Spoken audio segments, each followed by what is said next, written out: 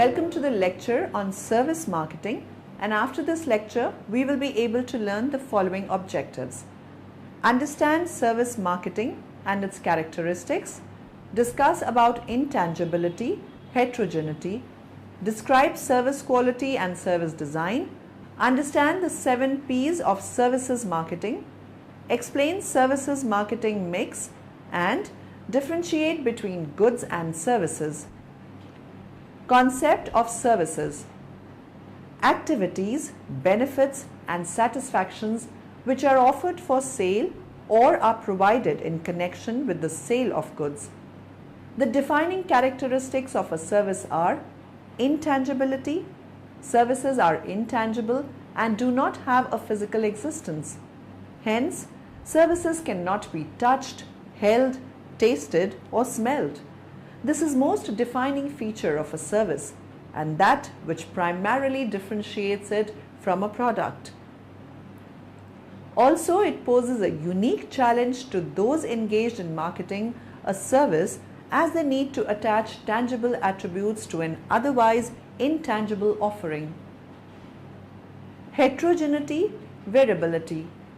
Given the very nature of services, each service offering is unique and cannot be exactly repeated even by the same service provider. While products can be mass produced and be homogeneous, the same is not true of services. For example, all burgers of a particular flavor at McDonald's are almost identical. However, the same is not true of the service rendered by the same counter staff consecutively to 2 customers. Perishability. Services cannot be stored, saved, returned or resold once they have been used. Once rendered to a customer, the service is completely consumed and cannot be delivered to another customer. For example, a customer dissatisfied with the services of a barber cannot return the service of the haircut that was rendered to him. At the most, he may decide not to visit that particular barber in the future. Inseparability, simultaneity of production and consumption. This refers to the fact that services are generated and consumed within the same time frame. For example, a haircut is delivered to and consumed by a customer simultaneously, unlike, say, a takeaway burger, which the customer may consume even after a few hours of purchase. Moreover, it is very difficult to separate a service from the service provider. Example, the barber is necessarily a part of the service of a haircut that he is delivering to his customer. Types of services. Core services. A service that is the primary purpose of the transaction. For example, a haircut or the services of lawyer or teacher. Supplementary services. Services that are rendered as a corollary to the sale of a tangible product. For example, home delivery options offered by restaurants above a minimum bill value. Difference between goods and services. The fundamental differences between physical goods and services are as shown on this chart here. Intangibility. In this section, we will study about the main features of service, which is intangibility. The intangibility of services is a central concept in marketing services. The distinguishing feature of a service is that its intangible aspect is dominant. These intangible features are: a service cannot be touched, precise standardization is not possible, there is no ownership transfer, a service cannot be patented, production and consumption are inseparable. There are no inventories of the service. The consumer is a part of the production process, so the delivery system must go to the market or the customer must come to the delivery system. Inseparability. After studying intangibility, we will move further and study about the inseparability. Service inseparability is an important property which basically states that services are produced and consumed at the same time and cannot be isolated from their providers. Inseparability of production and consumption means The production of a service cannot be separated from its consumption by customers. Production and consumption are simultaneous. Although the manufacturer of a tangible good may never see an actual customer, customers often must be present during the production of a service and cannot take the service home. Because of inseparability, customers not only want a specific type of service, but expect it to be provided in a specific way by a specific individual. Services often cannot be separated from the person of the seller. A corollary of this is that creating or performing the service may occur at the same time as full or partial consumption of it. Goods are produced, sold and consumed, whereas services are sold and then produced and consumed. Services cannot be separated from service providers. Perishability. I hope you understood what we just discussed.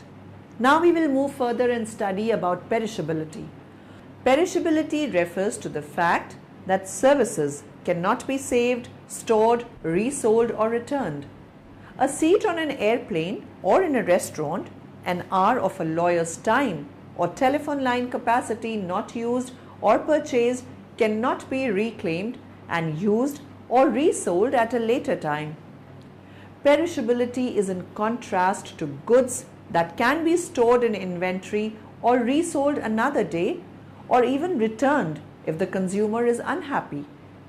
Demand forecasting and creative planning for capacity utilization are therefore important and challenging decision areas. The fact that services cannot typically be returned or resold also implies a need for strong recovery strategies when things do go wrong. For example, although a bad haircut cannot be returned, the hairdresser can and should have strategies for recovering the customer's goodwill if and when such a problem occurs. Implications of perishability for marketing managers. Because of perishability, inventory is nil. Demand forecasting becomes the crux of services marketing. Along with demand, creative thinking and capacity utilization is necessary. Along with this, there is the need of a strong backup plan anytime your plans backfire. Perishability means that the unused service capacity from one time period cannot be stored for future use.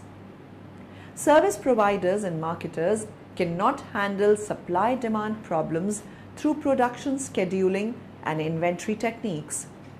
Service providers can plan for demand which fluctuates according to day of the week, time of day or season. Heterogeneity. Let's discuss another characteristic of service, which is heterogeneity. Heterogeneity of services was believed to be problematic as it implied a lack of control over what was being offered. The person-to-person interactions that characterized service encounters meant that standardization of services was difficult to achieve. Standardization of services was considered a desirable goal, and so a factory metaphor was often employed. Efficiency, productivity, and process became part of the language of services. As part of the inherent variability, attention focused on contact personnel, those employees that interact with the customer during a service encounter. Therefore, both the operations and human resource management functions were brought together in a desire to make services more homogeneous, drew attention to the internal marketing task of services firms. It is often difficult to achieve standardization of output in services. Even though standard systems may be used, for example, to handle a flight reservation, to book in a customer's car for service, or to quote for insurance on his life. Each unit of a service may differ from other units. Franchise operations, like McDonald's, attempt to ensure a standard of conformity, but ultimately it is difficult to ensure the same level of output in terms of quality. Heterogeneity also results because no two customers are precisely alike.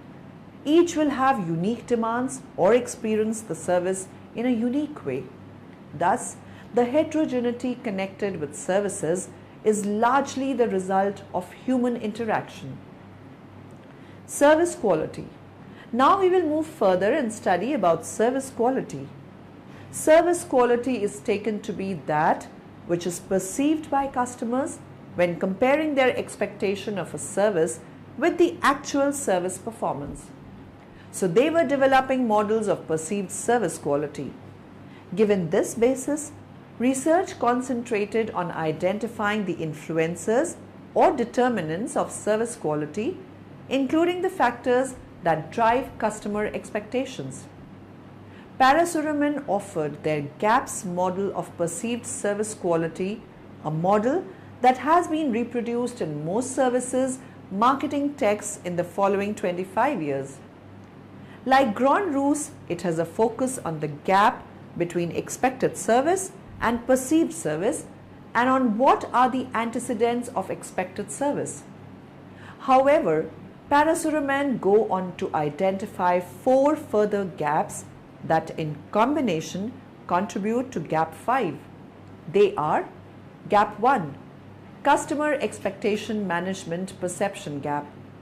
Gap 2, Management Perception Service Quality Specification Gap. Gap 3, Service Quality Specifications Service Delivery Gap. Gap 4, Service Delivery External Communications Gap, similar to the Promises Performance Gap identified earlier by Grand Ruse. The attraction of Perishability Gap's model is that it provided managers with clear directions as to how to improve service quality by identifying and closing undesirable gaps. The other important development in this paper was a detailed elaboration of the determinants of perceived service quality based data gathered from focus groups of customers from 4 types of services: retail banking, credit card, securities brokerage, and product repair and maintenance. Service design. Our next topic for discussion is service design. The notion of a customer journey with multiple customer touch points with an organization during service encounters was the catalyst for research on the design of the service process. The instigator of this strand research was Shostak, who developed the technique of service blueprinting. Here, the components of the service are identified as seen through the eyes of customers and represented as a process flowchart. Each component represents a customer touch point which can result in a potential service failure if the interaction at the touch point proves to be unsatisfactory. For the full blueprint, the service support systems for each component, together with their interrelationships, which are normally out of sight from the customer, are drawn below the line of customer visibility. The full blueprint therefore consists of the flow chart of the components of the process that are visible to the customer, supported by a visual depiction of the series of back office support systems for the customer journey. The service blueprint can be developed into a service map if more detail is required. The service blueprint map technique can reveal more clearly the potential for service failure and enable organizations to plan for service recovery. Technology-based service. In this section, we will study about the technology-based service. The rapid developments of ICT during this period, especially the increased access by customers to the internet, resulted in the need for research on technology-based services. As customers engaged more with technology-based systems, it was recognized that such interactions would play a greater part in their experiences. The internet and its effect. It became evident also that interpersonal service encounters were being affected by the ability and willingness for consumers to seek information through the internet. Customers of professional services were beginning to challenge the advice of professional service providers based on information they had obtained through the internet and more accessible social networks. Dysfunctional behavior in service encounters. Other aspects of interpersonal service encounters were also being reassessed. The assumption that both the contact personnel and customers were motivated to produce favorable service outcomes was questioned as evidence came to light of deliberate dysfunctional behavior by both parties. Customer equity. The technological advances of the time resulted in organizational relationship marketing and CRM initiatives aimed at personalizing customer service, given the widespread availability of customer databases. This in turn led to a focus on attempting to increase customer lifetime values (CLV). The firm's tangible assets are valuable only to the extent to which they enhance the combined value of the firm's customer assets, or customer equity has much resonance with later work on consumer operant resource integration that is a fundamental component of subsequent deliberations on the service dominant logic of marketing.